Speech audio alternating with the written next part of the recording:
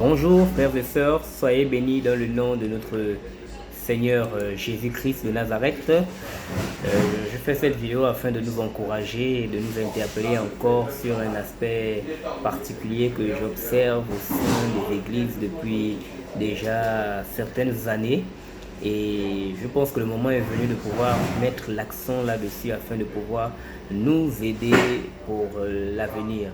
Donc aujourd'hui, nous allons parler de ce que nous appelons une idéologie. Pourquoi parler d'une idéologie aujourd'hui? Parce que nous constatons simplement que la parole de Dieu est de plus en plus mise de côté dans les églises au profit des opinions et des pensées des hommes. Et ces pensées et ces opinions des hommes finissent par former ce qu'on appelle une idéologie derrière laquelle tout le monde se rassemble et pense ainsi accomplir la parole de Dieu.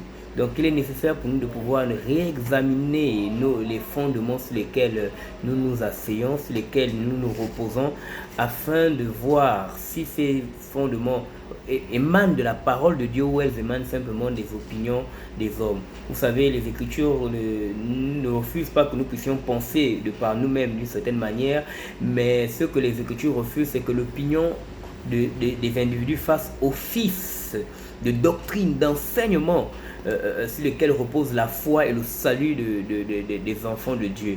Et donc l'idéologie est une chose très dangereuse, surtout lorsqu'elle s'introduit dans le milieu chrétien. C'est la raison pour laquelle vous verrez qu'il y a parfois beaucoup de scissions, beaucoup de positions, beaucoup de contradictions. Et les églises qui ont commencé dans le feu, qui ont commencé dans la gloire de Dieu, finissent par se déchirer. Pas seulement parce que des gens abandonnent la foi, pas seulement parce que des personnes deviennent rebelles, parce que ces choses peuvent toujours arriver, mais parfois dans l'une des grandes majorités, simplement un problème d'opinion. Et cette opinion fait en sorte que les gens se déchirent, se séparent et malheureusement, c'est nous qui sommes en scandale aux yeux des hommes et des femmes de ce monde. Et donc, ce partage a pour objectif d'attirer notre attention afin que nous puissions davantage avoir un esprit équilibré.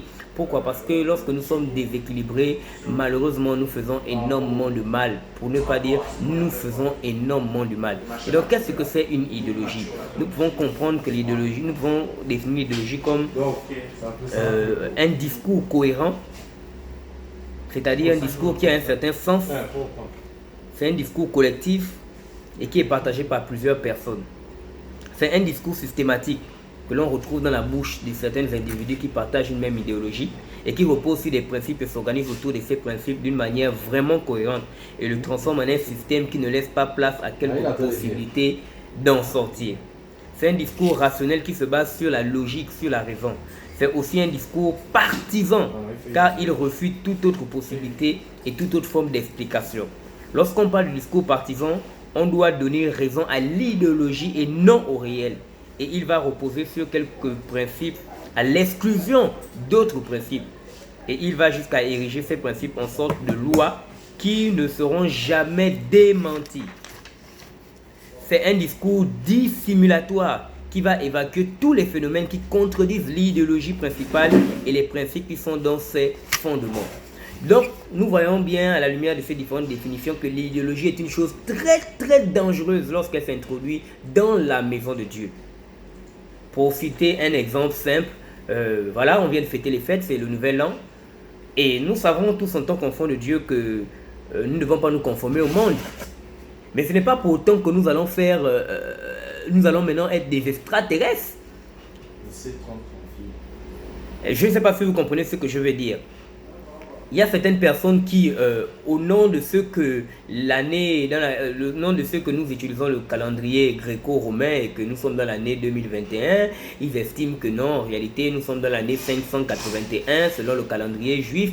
Et tellement de choses qui se font autour, mais pourtant la parole de Dieu est claire. La parole nous dit que personne ne nous juge au sujet des lunes, au sujet des fêtes, au sujet de quoi que ce soit. Et donc l'idéologie consiste à quoi? À prendre un passage de l'écriture sur lequel on va appuyer notre argumentaire tout en ignorant qu'il y a d'autres passages qui apportent un certain équilibre. Dans le livre de Galates par exemple, on va voir l'apôtre Paul qui va écrire et complètement il va être complètement privé et dire aux Galates que vraiment j'ai peur d'avoir travaillé en vain parce que je me rends compte que vous observez encore les lunes, etc. Mais c'est le même apôtre Paul qui, quelques années plus tard, va apporter un certain équilibre afin que les chrétiens ne soient pas des extraterrestres sur la terre.